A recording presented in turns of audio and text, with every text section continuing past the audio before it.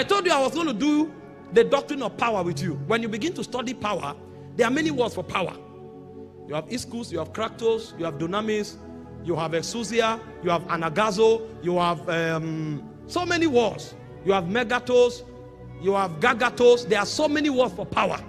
But vitally speaking, there are 4 kinds of power you live with. And there's another power you use to deploy people into God's kingdom.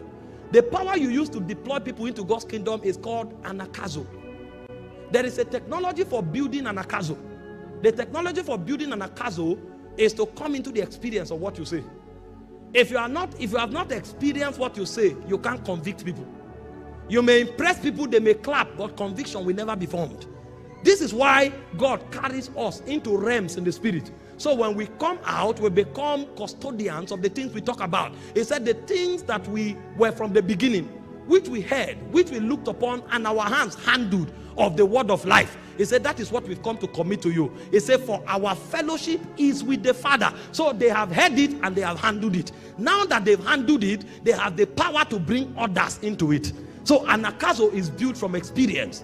However, there are other kinds of power you need to live your life for and to live your life with.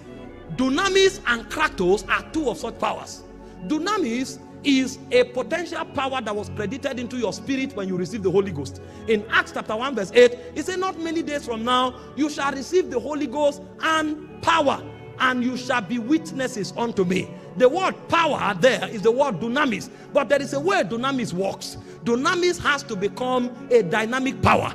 The light you see here does not exist actually. This light is a product of what the generator is doing. Now the power was in the generator, but the generator had to be started for the light to appear. And so everybody who carries God carries power on his inside, but it will take engagement or prayer for that power to be activated.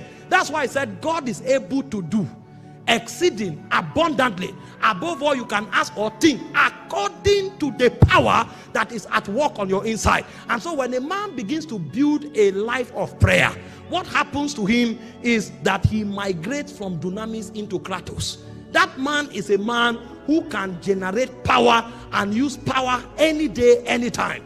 See the way dunamis works. If I'm coming for a meeting, for example, if I pray for 10 hours, I would have prayed through. Because I have prayed through, if I see deafness, I can command it to open. Because I have prayed through, if I'm talking, people will fall down.